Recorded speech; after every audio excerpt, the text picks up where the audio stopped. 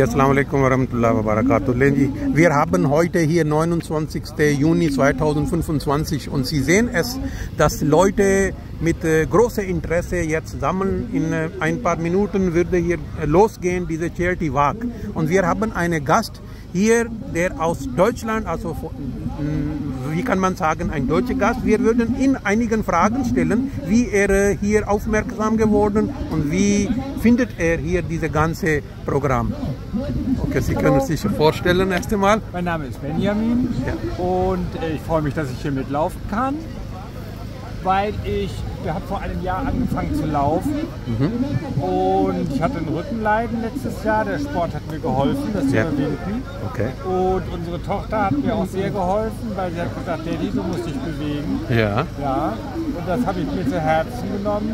Ja. Und dann sind wir im April einen Halbmarathon zusammengelaufen, in Freiburg, den Stadtmarathon. Und seitdem laufe ich eigentlich alleine. Ja. Ich war jetzt auch 2-3 Mal beim Binheimer Lauftreff dabei.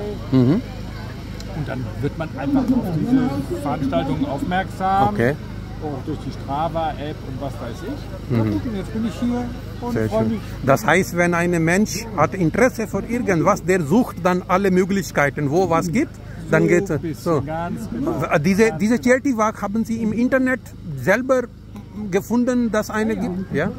Und wie würden Sie sagen, wenn diese heute, wenn Sie ganz erlebt haben, wir versuchen jedes Jahr eine Charity Walk zu haben, würden Sie irgendwelche Motivation, Wörter sagen, dass nächstes Jahr von Ihrer Seite, dass die Leute, die im Deutsch hören, das auch gerne mitkommen?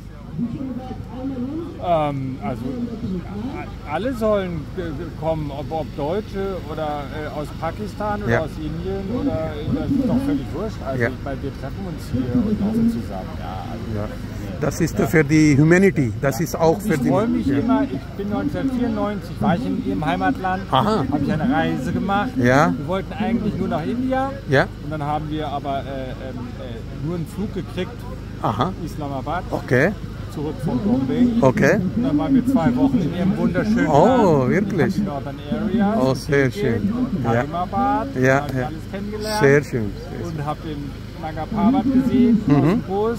Okay. K2 aus der Ferne. Ja. Und das waren alles sehr, sehr schöne Erlebnisse. Aha, okay. Und dann sind wir zu Fuß bei Lahore. Okay, Lahore auch.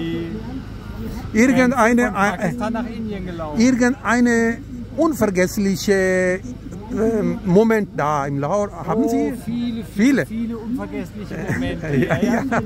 Aber alle positiv. Ich habe probiert, ein bisschen Urdu zu lernen. Ja.